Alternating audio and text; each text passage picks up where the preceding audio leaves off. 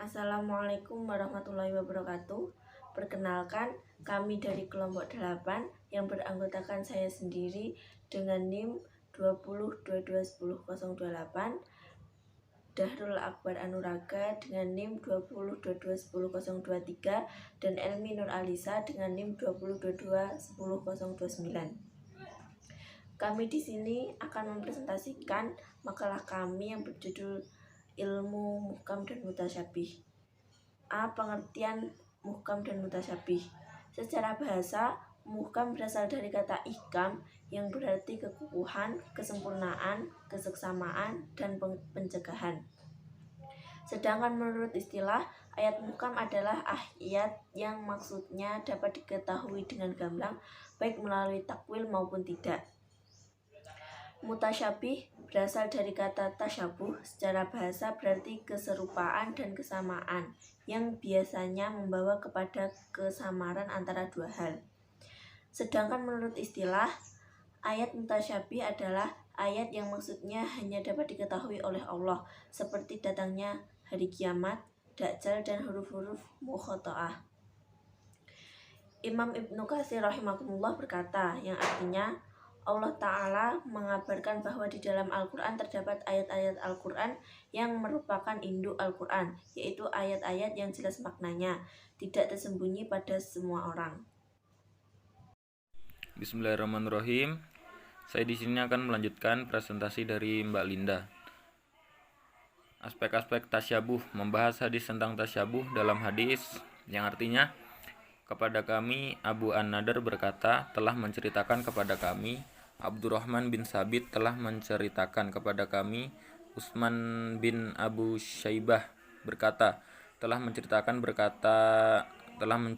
kepada kami Hasan bin Atiyah dari Abu Munib Al-Jurashi dari Ibnu Umar, ia berkata, Rasulullah Shallallahu Alaihi Wasallam bersabda, barang siapa bertasyabuh dengan suatu kaum, maka ia bagian dari mereka. Hadis riwayat Abu Daud. Dalam konteks hadis ini, penulis ingin melihat kualitas hadis dan menjelaskan dengan mensyarah hadis apa arti tentang tasyabuh. Hadis tasyabuh sangat kontroversi dan bertolak belakang dari penyerupaan apa diharamkan dalam teks hadis tersebut.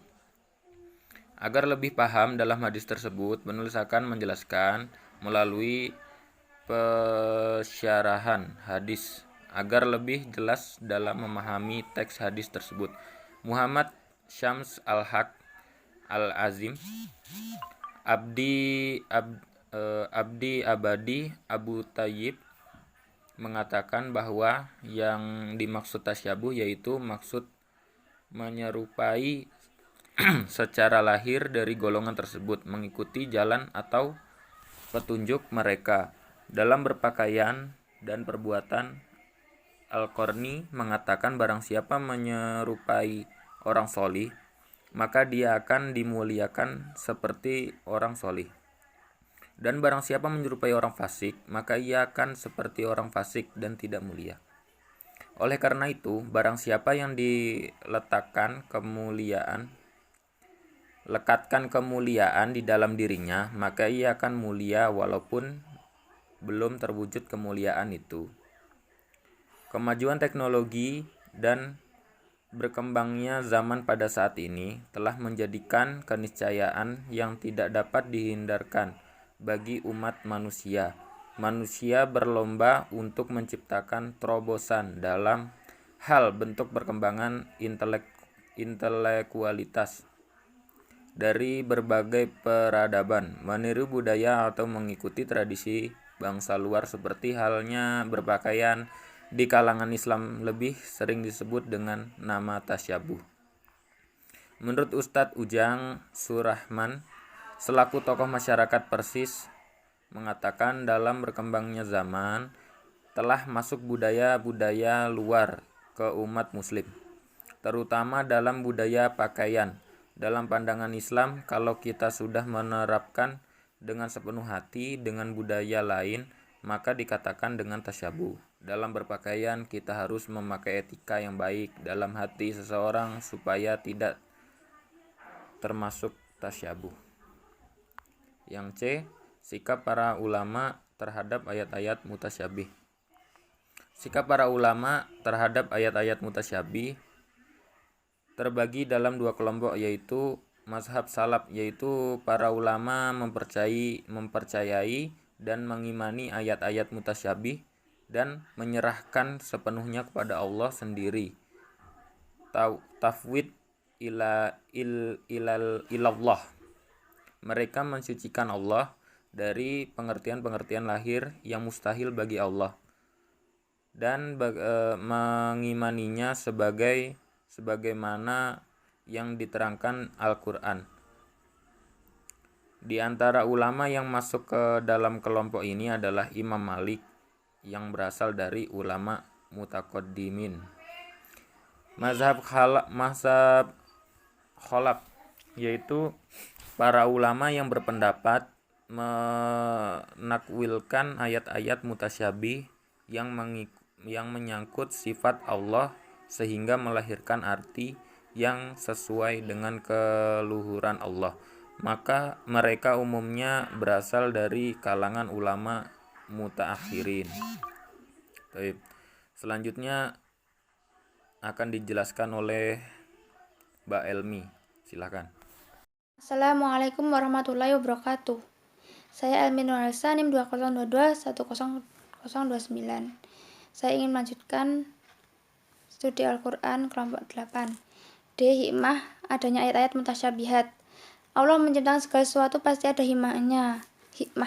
Begitu juga dengan keberadaan ayat-ayat mutasyabihat memiliki hikmah sebagai berikut. Yang satu ada sebagai rahmat Allah kepada manusia agar mereka selalu berpikir. Yang kedua adalah sebagai cobaan dari Allah. Maksudnya adalah setiap manusia itu diuji keimanannya dan cenderung untuk dapat memerat ayat-ayat penting pribadi, tidak mengikuti hawa nafsunya. Yang ketiga adalah sesuai dengan perkataan Fakhr Ar-Razi, ayat-ayat Al-Quran ditujukan pada semua manusia. Yang keempat adalah untuk menjadi bukti kelemahan manusia atas kebesaran Allah dan ketinggian ayat-ayatnya. Yang kelima adalah untuk memberikan kebebasan kepada manusia untuk berbeda dalam penafsiran, dalam rangka menjadikan mereka lebih terbuka dan toleran. Jadi kita bisa menafsirkan secara terbuka dan toleran. Lalu bab ketiga adalah penutup. Kesimpulan, muhkam adalah mengandung satu wajah.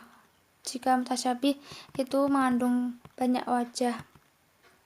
Nah, ayat muhkam ini mempunyai mengajak kita ayat muhkam dan mutasyabihat ini mengajak kita untuk mau berpikir dan merenungkan betapa besarnya ciptaan Allah Subhanahu wa taala dengan ayat-ayat Al-Quran. Manusia diajak untuk berpikir yang termaktub dalam Al-Quran. Sekian dari kelompok kami. Jika kurang lebihnya kami mohon maaf, dan kami mempunyai banyak pesan dari teman-teman. Wassalamualaikum warahmatullahi wabarakatuh.